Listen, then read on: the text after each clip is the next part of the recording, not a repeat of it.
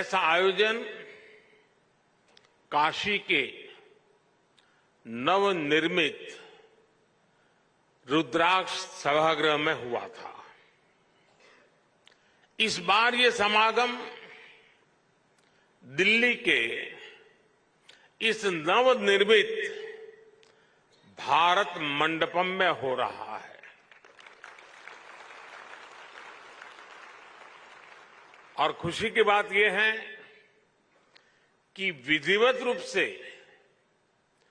भारत मंडपम के लोकार्पण के बाद ये पहला कार्यक्रम है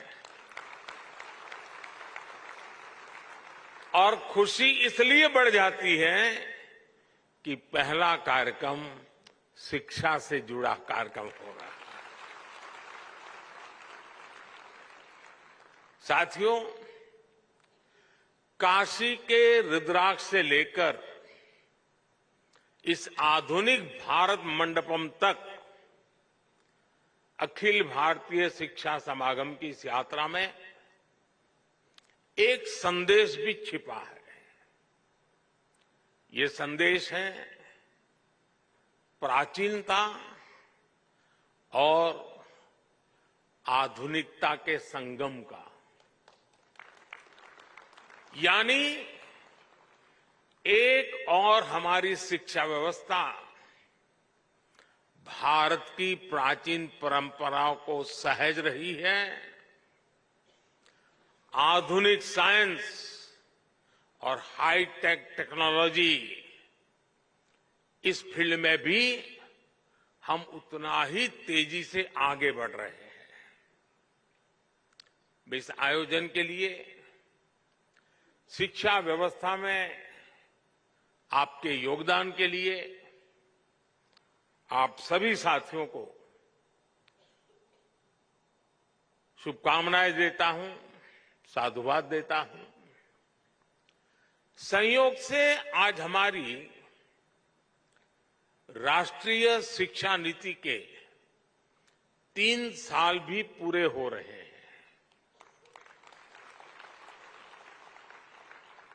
देश भर के बुद्धिजीवियों ने,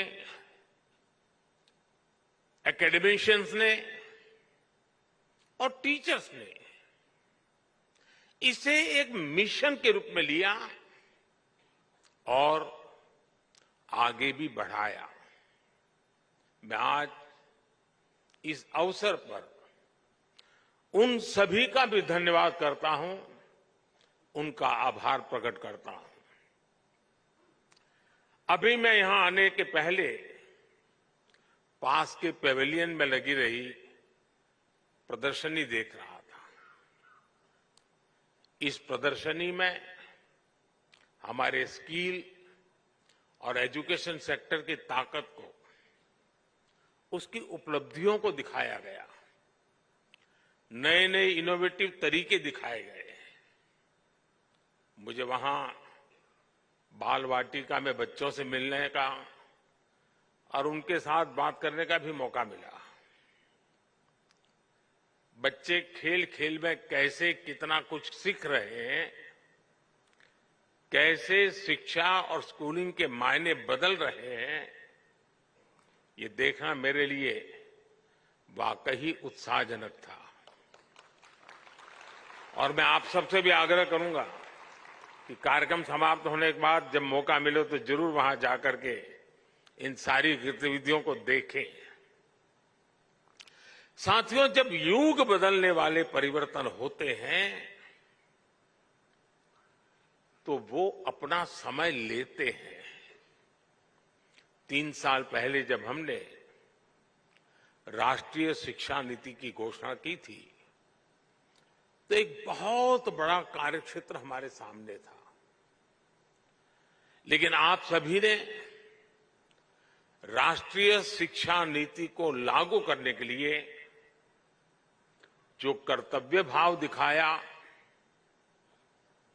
जो समर्पण दिखाया और खुले मन से नए विचारों का, नए प्रयोगों का स्वीकार करने का साहस दिखाया, ये वाकई अभिभूत करने वाला है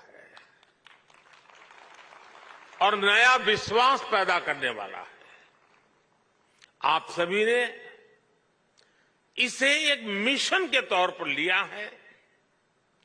राष्ट्रीय शिक्षा नीति में ट्रेडिशनल नॉलेज सिस्टम से लेकर फ्यूचरिस्टिक टेक्नोलॉजी तक उसको बराबर एक बैलेंस वे में उसको अहमियत दी गई है। प्राथमिक शिक्षा के क्षेत्र में नया पाठ्यक्रम तैयार करने के लिए, क्षेत्रीय भाषाओं की पुस्तकें लाने के लिए, उच्च शिक्षा के लिए, देश में रिसर्च इकोसिस्टम को मजबूत करने के लिए देश का शिक्षा जगत के सभी महानुभावों ने बहुत परिश्रम किया है। देश के सामान्य नागरिक और हमारे विद्यार्थी नई व्यवस्था से भली भांति परिचित है।